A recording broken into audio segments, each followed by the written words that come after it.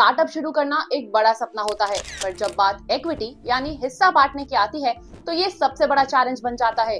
अगर आपने गलत कैलकुलेशन कर लिया तो ना सिर्फ कंपनी की ओनरशिप डाइल्यूट हो जाएगी, बल्कि आपके को फाउंडर्स का मोटिवेशन भी कम हो सकता है।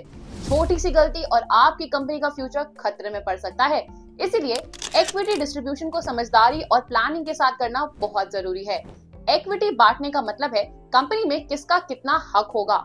ये सिर्फ ओनरशिप ही नहीं, बल्कि कंट्रोल, मोटिवेशन और फ्यूचर सक्सेस से भी जुड़ा होता है। अगर शुरू में इक्विटी का सही बंटवारा नहीं हुआ तो बाद में बड़ी दिक्कत हो सकती है, जैसे को फाउंडर्स के बीच कॉन्फ्लिक्ट्स, इन्वेस्टर्स का इंटरेस्ट कम होना या फिर लॉन्ग टर्म ग्रोथ का स्लो हो जाना। इसीलिए इक्विटी बांटने से पहले ये समझना जरूरी है कि कौन कितना कंट्रीब्यूट कर रहा है और कौन कितना रिस्क उठा रहा है। सबसे पहले ये समझो कि इक्विटी बांटना क्यों जरूरी है। इक्विटी ही आपके स्टार्टअप की ओनरशिप और कंट्रोल डिफाइन करता है।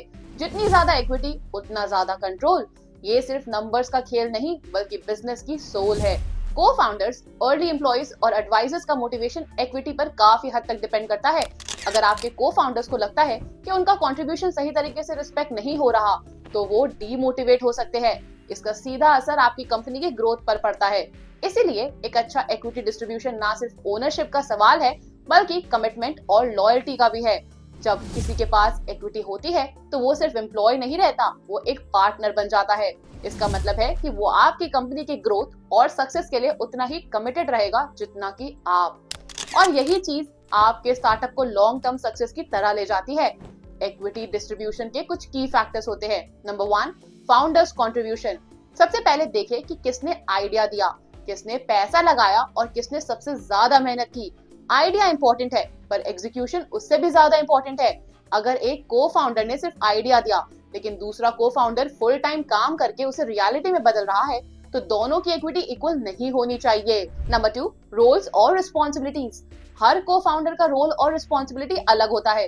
कोई प्रोडक्ट डेवलपमेंट का हेड हो सकता है, तो कोई मार्केटिंग और सेल्स का एक्सपर्ट।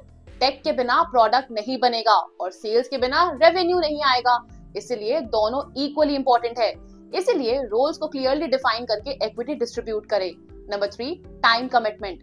किसने कितना समय दिया और कौन फुल टाइम काम कर रहा है।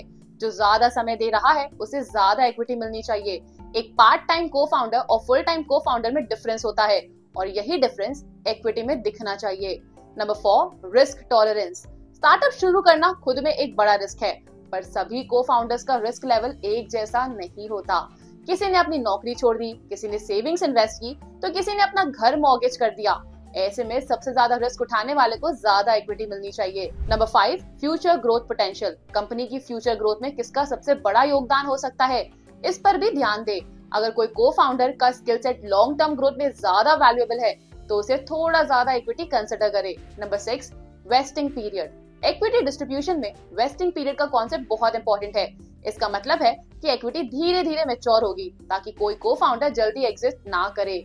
ये आमतौर पर 3 से 4 साल का होता है, जिसमें 1 साल का क्लिफ होता है, यानी पहले साल में इक्विटी वेस्ट नहीं होती। अब बात करते हैं लीगल एग्रीमेंट्स की।